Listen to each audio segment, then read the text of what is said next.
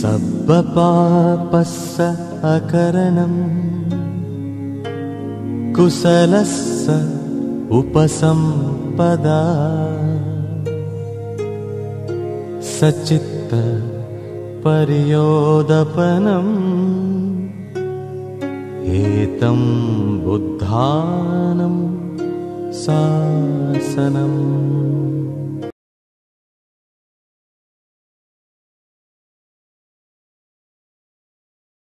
विश्ववंदनीय महाकारुणिक तथागत भगवान गौतम बुद्ध, परम पूज्य बोधिसत्व डॉक्टर बाबासाहेब आंबेडकर, बुद्ध धम्म संघ या तीन रत्नांना त्रिवार वंदन। उपस्थित असलेले सर्व श्रद्धा संपन्न उपासक उपासिका, आपल्या सर्वांसाठी मंगलमैत्री आशीर्वाद व्यक्त करतो। कालेन धम्म सवनं येतं मंगलम उत्तमम। वेळेवेळेनुसार धम्म श्रवण करणे महान पुण्य आहे। या वर्षवास कालखंडामध्ये आपण रोज श्रद्धायुक्त चित्ताने बुद्ध विहारामध्ये येऊन तथागतांचा सधम्म श्रवण करून महान पुण्य प्राप्त करत आहोत। तथागतांचा सधम्म मनुष्याला जीवन जगण्याची कला शिकवतो, दुःखातून बाहेर पडण्याचा आधार देतो, सुख सुगती आणि मुक्ती या तिन्ही प्रकारच्या मार्गापर्यंत पोहोचत असतो। धम्माच्या आधाराने मनुष्याला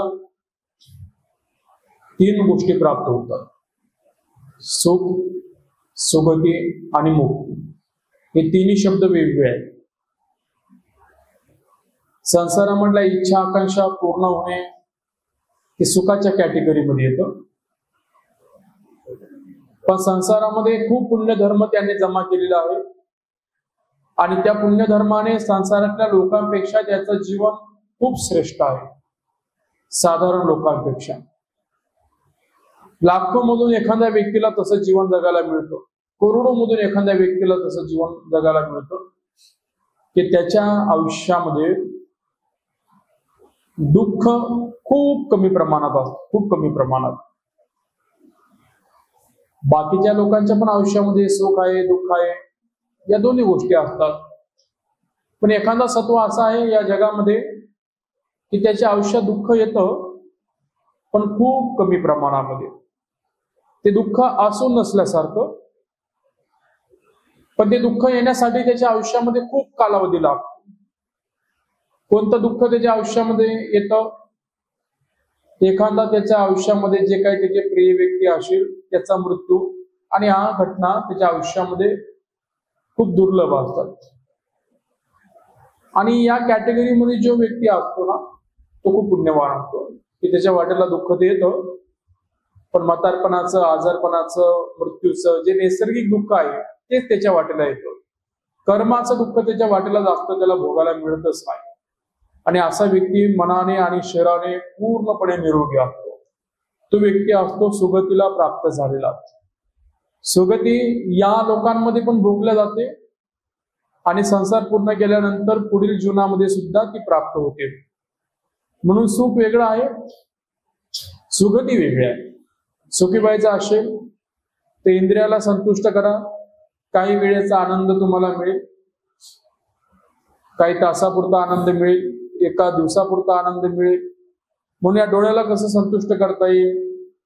मग डोळ्याला चांगल्या प्रकारे दृश्य दाखवा, मग डोळ्याला तुमच्या आवडतीनुसार जे काही मूवी असतील ते तुम्ही बघा, त्याच्यातून तुम्हाला प्रसन्नता मिळून जाईल, आनंद मिळून जाईल। चांगली गाणी ऐका, त्याच्यातून तुम्हाला आनंद मिळून जाईल, प्रसन्नता मिळून जाईल।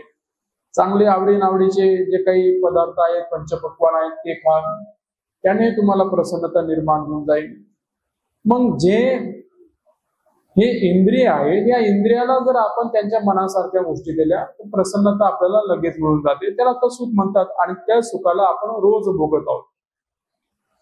पण हे जे सुख आहे हे सुख कधी तृप्त होत नाही, कारण या सुखाचा आधार आहे इंद्रिय, आणि इंद्रिय भोक्ताभाव पूर्ण करत आहेत।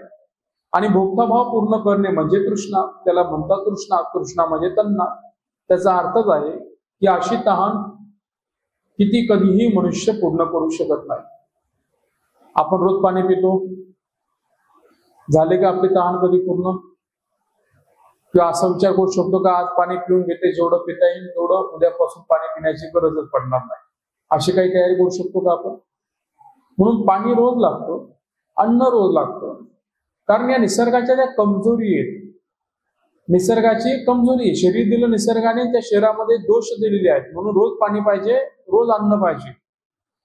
म्हणून पाणी ही सुद्धा कमजोरी आहे शरीराची, आणि अन्न सुद्धा कमजोरी आहे. जर पाणी नाही मिळालं, अन्न नाही मिळालं, तर हे शरीर थकून जाईल, हे शरीर पुढे कामच करू शकत नाही. तर मग जे सुख आहे ते साधारण सुख भोगण्यासाठी या सगळ्या गोष्टी कराव्या लागतात. सुगतीसाठी खूप पुण्य धर्म जमा करावा लागतो. आणि एक आहे मुक्ती. मुक्ती म्हणजेच की दुःखातून मुक्ती. सुख आहे तर दुःख पण येणार, सुगतीला गेला तरी दुःख येणार, पण मुक्तीला गेला तर दुःख पुन्हा कधी येणार नाही. मग मुक्तीसाठी जो अभ्यास करावा लागतो तो कठीण आहे. सुखासाठी जे करावं लागतं ते एवढं कठीण नाहीये. सुगतीसाठी खूप पुण्य धर्म करावे लागतात, ते पण कठीण नाही. तेवढं आपल्यामध्ये जे क्षमता आली, शील समाधी पद्धतीचा आपण थोडाफार अभ्यास जरी केला तरी आपले पुण्य धर्म ते जमा होतात. पण मुक्तीसाठी जो अभ्यास करायचा आहे तो सर्वात जास्त कठीण आहे. कारण मुक्तीसाठी माणसाला शील पूर्ण करावं लागतं, साधना पूर्ण करावी लागते, प्रज्ञा पूर्ण करावी लागते, आणि जेव्हा ती पूर्ण होईल तेव्हा मुक्ती होईल. सुखासाठी शील परिपूर्ण जरी नसलं तरी सुख येऊन जाईल. सुगती सुद्धा शीलामधून एखादा गुण जरी त्याच्यामध्ये परिपूर्ण असेल तरी सुगतीला पोहोचून जाईल. मग तिथे काही अधुरं जरी राहिलं तरी सुख आणि सुगती प्राप्त होते. पण मुक्तीसाठी माणसाला धर्म पूर्ण करावा लागतो. जोपर्यंत धर्म पूर्ण होत नाही तोपर्यंत व्यक्ती परिपूर्ण मुक्त अवस्था प्राप्त करू शकत नाही. आणि त्या मुक्त अवस्थेला आर्यफळ म्हटल्या गेलेलं आहे. आर्यफळ आहे 4 प्रकारचे. एक श्रोतापन्न, सकुदागामी, अनागामी, अरहंत. तर त्याला मार्ग सुद्धा म्हणतात, फळ पण म्हणतात. तर तसे 8 प्रकारचे आहेत. 4 मार्ग, 4 फळ. श्रोतापन्न मार्ग, श्रोतापन्न फळ. श्रोतापन्न मार्ग म्हणजे काय? तो श्रोतापन्न होण्याच्या तयारीमध्ये आहे, त्या मार्गाने तो लागलेला आहे.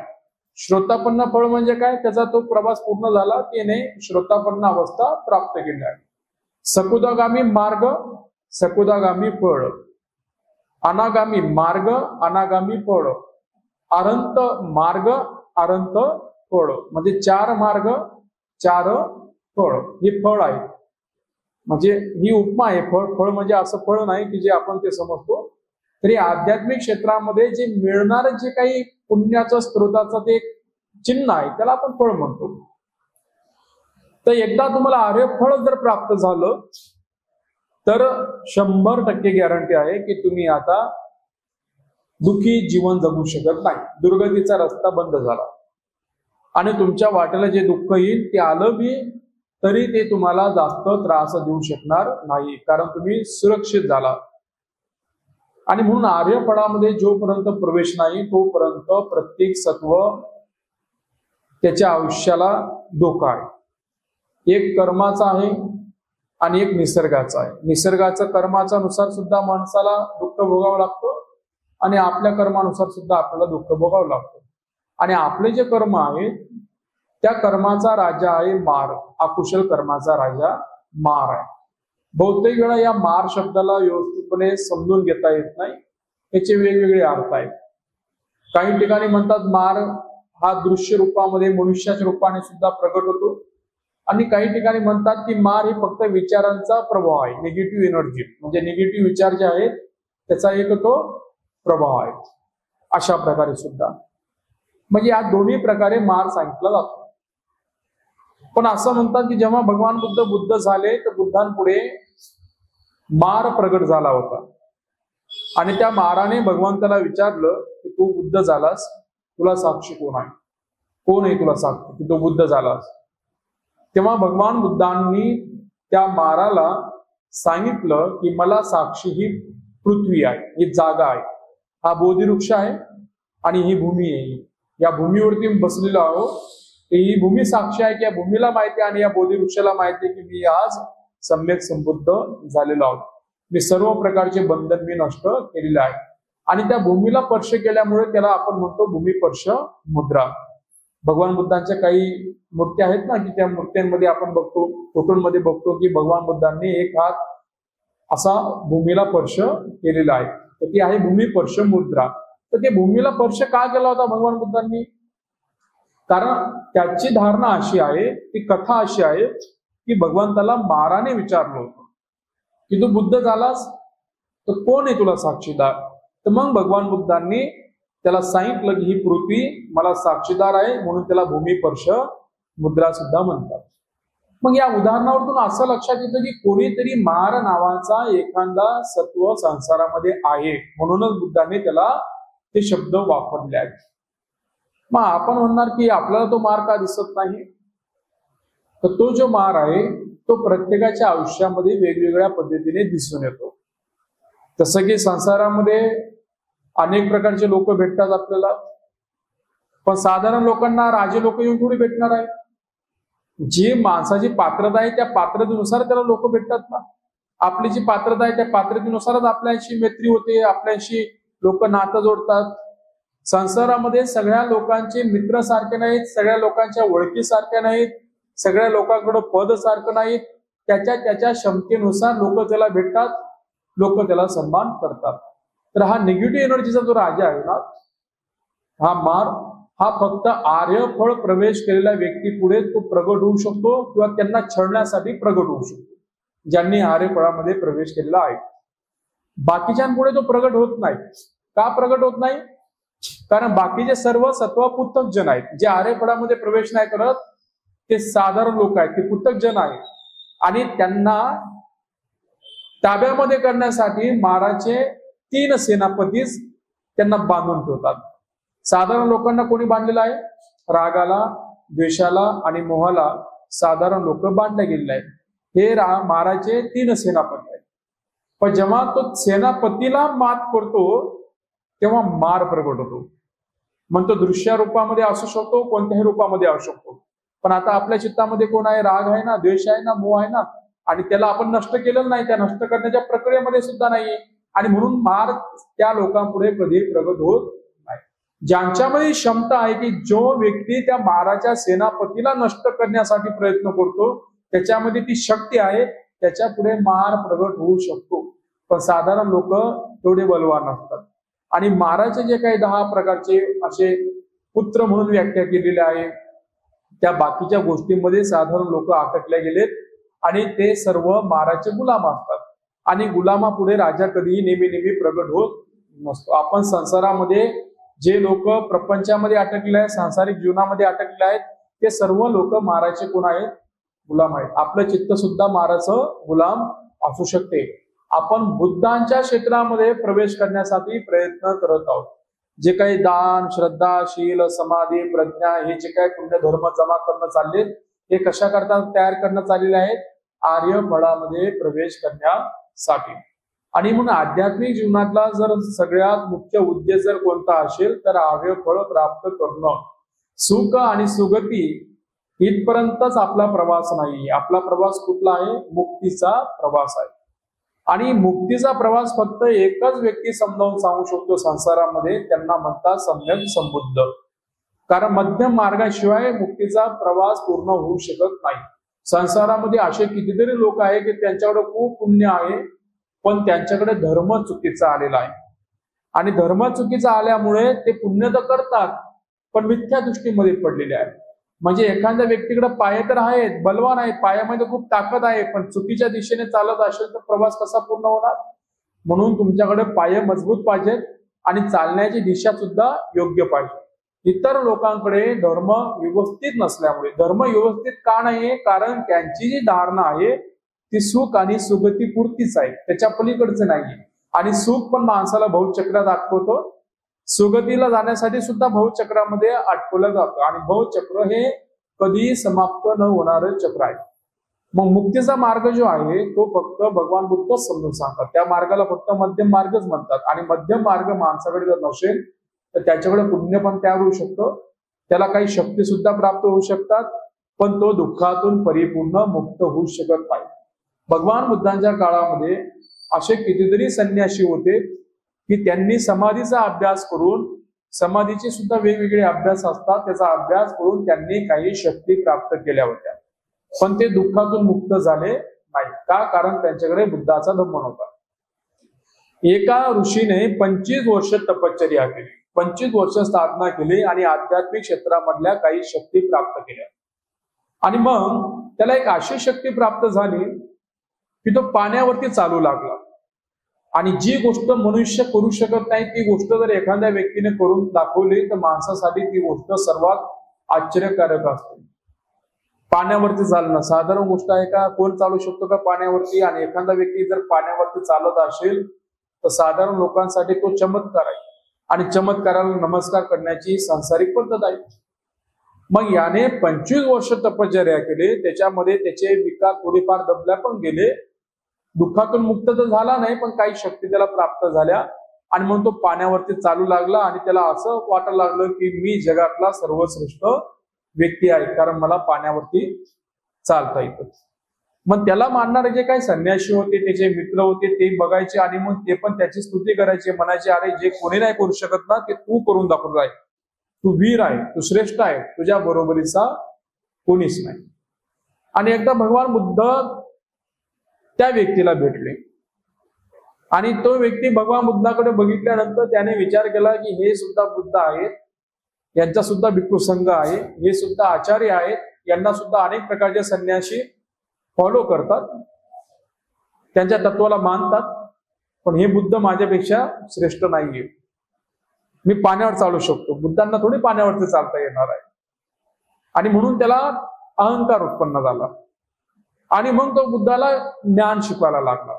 बुद्ध आणि त्यांची भेट झाली आणि मग भेट झाल्यानंतर तो बुद्धाला सांगायला लागला की अशा गोष्टी असतात, तशा गोष्टी असतात, आणि बुद्ध ऐकून घेऊ लागले. बुद्ध म्हणाले ठीक आहे, सांग तुला काय सांगायचं ते, कारण त्याला अहंकार उत्पन्न झाला. आणि बुद्ध वेळ बघून ज्ञान सांगतात.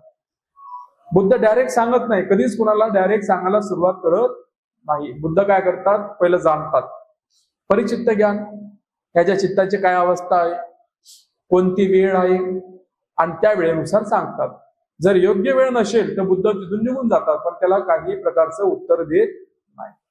पण बुद्धाला माहिती होतं की योग्य वेळ आलेली आहे, पण सांगण्याची नाही, काहीतरी कृती करून दाखवण्याची. मग बुद्ध त्याला म्हणतात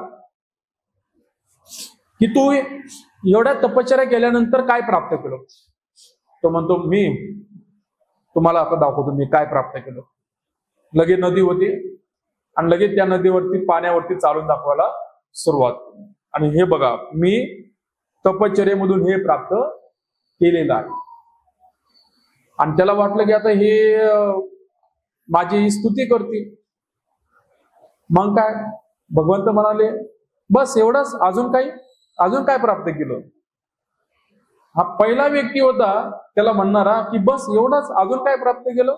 बाकीचे लोक सगळे म्हणायचे अरे वा वा वा वा, किती भारी तुला शक्ती प्राप्त झाली, तुझ्यासारखं कोणी विशेष नाही, तुझ्यासारखं कोणी श्रेष्ठ नाही, तुझ्यामध्ये खूप बल आहे, तुझ्यामध्ये देवी शक्ती उतरलेली आहे, अशी वेगवेगळ्या स्तुती करायचे. आणि बुद्ध म्हणतात बस तू एवढंच प्राप्त केलं, याच्या पलीकडे अजून काय प्राप्त केलं? तोही आश्चर्यचकित झाला. त्याला म्हटलं आता ह्याच्यापेक्षा काय प्राप्त केलं, काय सांगावं? आणि मग तो म्हणाला हे प्राप्त करणं काय साधारण गोष्ट आहे का? तुम्ही दाखवा बरं का असं करून, मग आपण पुढचं बोलू. काय म्हणाला बुद्धाला? तुम्ही दाखवा बरं का असं करू, मग आपण पुढचं बोलू. तुम्हाला चालता येतं का पाण्यावरती? मला दाखवा पहिलं पाण्यावर चालता येतं का, मग आपण पुढचं बघूया काय आहे काय नाही. बुद्ध म्हणाले ठीक आहे बाबा, मी आता काहीतरी प्रयत्न करून बघतो. मग बुद्धांनी पाण्यावरती स्पर्श करून चालून दाखवलं नाही, तर बुद्धांनी हवेवरती चालून दाखवलं. काय केलं बुद्धांनी? हा पाण्यावरती चालून दाखवत होता, पाण्याचा आधार होता ना पायाला, तर बुद्धांनी काय केलं, त्या पाण्यावरतीच चालून दाखवलं, पण पाण्यावरती स्पर्श न करता हवेवरती स्पर्श करून पायाचा हवेवरती चालून दाखवलं. याला वाटलं अरे हे तर आपल्या पुढचे दिसायला लागले, हे तर आपल्या पुढचे व्यक्ती दिसायला लागलेत, आपण तर पाण्यावरती चालून दाखवतो, हे तर हवेवरती चालून दाखवायला लागलेत. अरे हा व्यक्ती कोणीतरी साधारण व्यक्ती नाही, हा व्यक्ती कोणीतरी श्रेष्ठ व्यक्ती आहे. मग त्याची 25 वर्षाची तपश्चर्या तिथं भग्न पावली. मग त्याला वाटलं की बाबा याला पाण्यावरती चालता येतं, पाणीच काय हवेवरही चालू शकतो आणि हवेवर चालण्याची विद्या तर मला अजूनही प्राप्त झाली नाही. मग याला मी विचारलं पाहिजे. तो म्हणाला, हे भगवान, हे पाण्यावरती चालणं एवढं तर मला माहिती आहे, पण मी आज तुम्हाला शरण जातो. आज तुम्ही मला ना हवेवरती कसं चालावं त्याची विद्या मला द्या.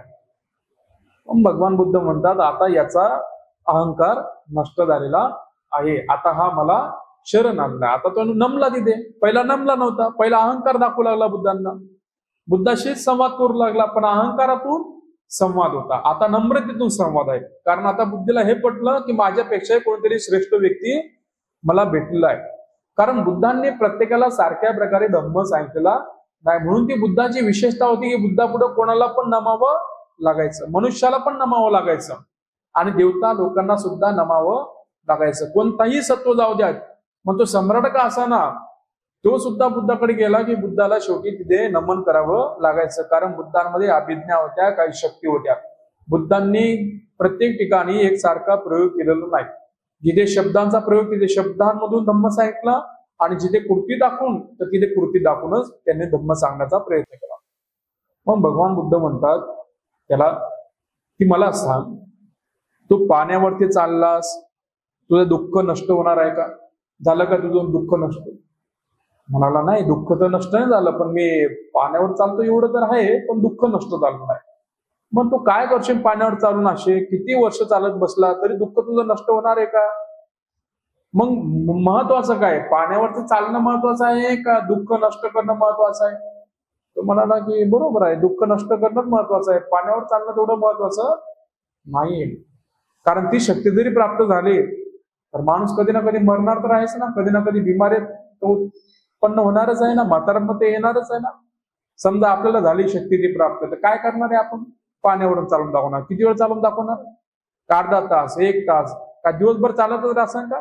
आणि तुम्ही रोज पण चालायला लागले तर मग लोक एकदा म्हणतील अरे वा वा वा वा अद्भुत शक्ती आहे, दुसऱ्यांदा म्हणतील वा वा वा वा काहीतरी शक्ती आहे, आणि एकदा लोकांना माहिती पडलं नंतर म्हणतील आज रोजच काम येते, चला सोडा, कोण नांदी लागेल याच्या, काय म्हणणार लोक?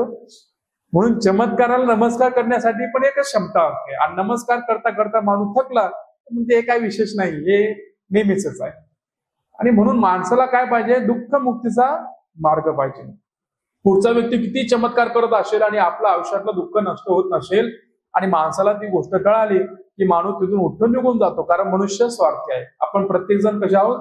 स्वार्थी आहोत. कारण आपल्याला सुख पाहिजे म्हणून आपण जातोय पुढे जरी येतो, तो आपला एक स्वार्थ आहे. पण स्वार्थ पण 2 प्रकारचा असतो, एक नकारात्मक असतो, एक सकारात्मक असतो. स्वार्थ जो स्वार्थ आहे पण दृष्टिकोन वेगळा 2 प्रकारचा असतो. मग आता मला सांग, तू हवेवर चालून दाखवलं किंवा तुला ती शक्ती प्राप्त झाली तर मग तुझं दुःख नष्ट होणार आहे का? तो पण प्रश्न आहे. नाही होणार, तेव्हा पण दुःख नष्ट होणार नाही. मग 4 धातूंवरती जर तू राज्य केलं, हवा, पाणी, अग्नी, माती, तर तुझं दुःख नष्ट होणार आहे का? नाही, ते पण होणार नाही. आणि बुद्धांना 4ही धातूंवरती राज्य करण्याची शक्ती प्राप्त होती. बुद्ध पृथ्वी, आप, तेज आणि वायू 4ही धातूंना आपल्या ताब्यामध्ये करू शकत होते. 4ही धातूंवरती राज्य करणारे म्हणजे बुद्ध होते. शक्ती होत्या, त्याला रिद्धिबल म्हणतात त्याला. मग बुद्धांनी सांगितलं, तो पृथ्वी धातूला जरी ताब्यात केलं, अग्नी धातूला जरी ताब्यात केलं, जल धातूला जरी ताब्यामध्ये केलं, वायू धातूला जरी ताब्यामध्ये केलं, 4ही धातूंचा तू राजा जरी बनला तरी सुद्धा तुझं दुःख नष्ट होणार नाही. मग तू हे 25 वर्ष काय 50 वर्ष काय सगळं आयुष्य खर्च केलं आणि तुझं दुःख नष्ट झालं नाही आणि तू शेवटी मरणाला प्राप्त झाला, तर मग काय तुझ्या आयुष्याला अर्थ आहे का? काहीच आवश्यक नाही. जसं की बघा, आपल्याला विचार येत असेल की हवेवरती चालणं किती आनंदाची गोष्ट आहे, तशी शक्ती मिळाली ते किती भारी होईल. मग आता जे संसारामध्ये सगळे पक्षी हवेतच उडतात, ते उडतात की नाही? मग ते सुखी आहेत का? नाही सुखी ते. मग हवेत उडल्यानंतर मनुष्याला वाटेल की काहीतरी शक्ती प्राप्त होईल, पण जे पक्षी हवेतच उडत आहेत त्यांच्या जीवनाकडे बघितलं तर त्यांच्या जीवनामध्ये काही प्रसन्नता आहे का? ते काय सुखाला प्राप्त झाले का? ते काय सुगतीला प्राप्त झाले का? त्यांच्याही जीवनामध्ये दुःखच आहे ना. आणि म्हणून निसर्गातली कोणतीही शक्ती प्राप्त झाली तर माणसाचं दुःख नष्ट होईल याची काही गॅरंटी नाहीये. म्हणून बुद्धांनी या शक्तींचा विरोध केलेला आहे. जे काही बुद्धांचे शिष्य होते, आरंत होते, ज्यांना त्या शक्ती प्राप्त होत्या, ते पण याचं प्रदर्शन कधीही करत नव्हते, दाखवत नव्हते.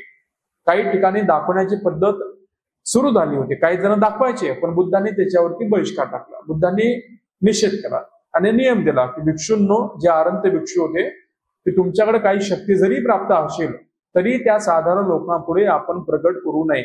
कारण लोकांना धर्म सांगणं महत्वाचं आहे, शक्तीचं प्रदर्शन करणं महत्वाचं नाही. त्याने लाभ होणार नाही. त्याने फक्त तुम्ही स्वतः उपयोग करू शकता, पण लोकांचं दुःख नष्ट करू शकत नाही.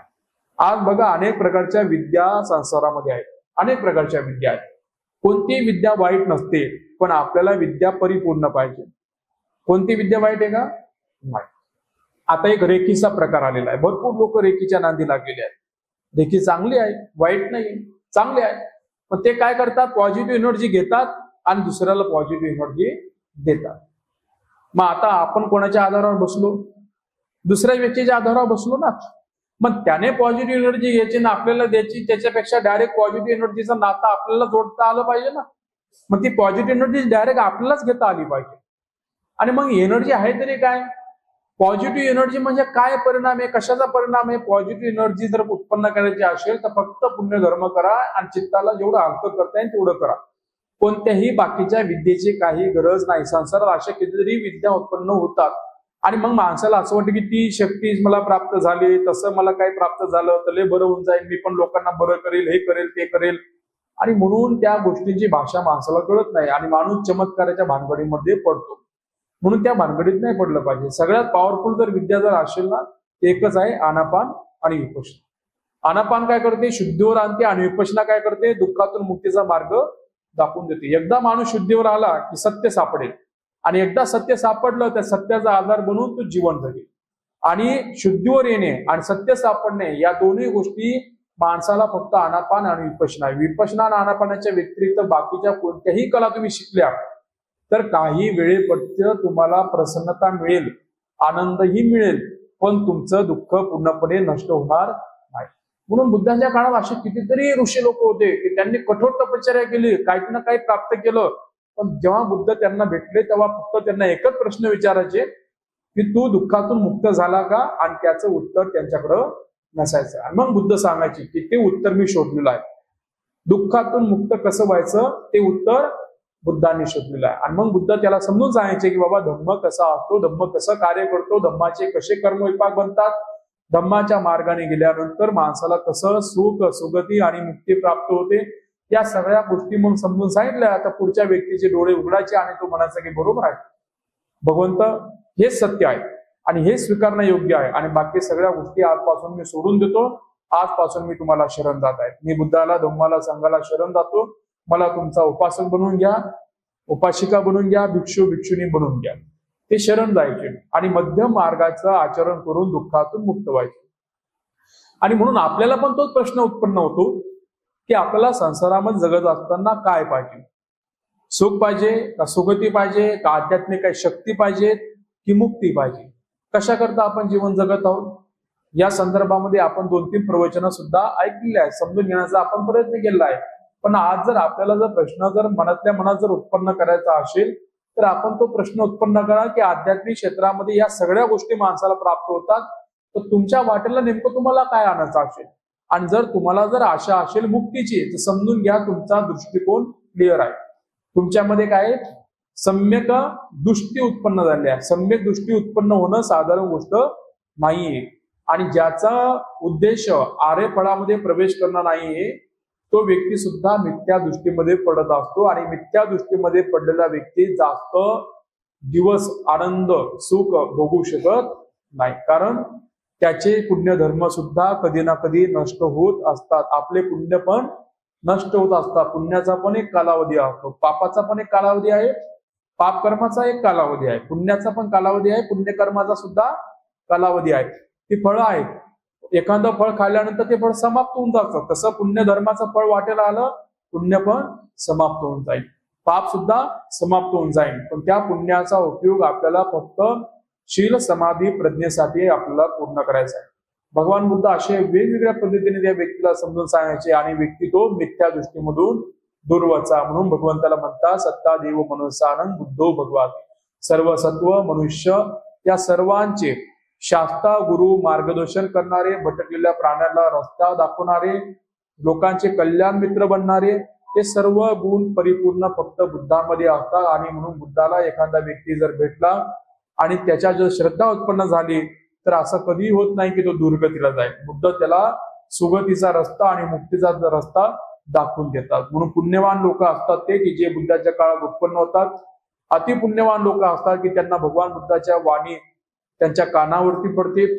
पुण्यवान लोक असतात की ते बुद्धांचा मार्गदर्शन ऐकून स्वतः त्या मार्गाने चालतात, शील समाधी प्रज्ञेचा अभ्यास करतात आणि दुःखातून मुक्त होतात.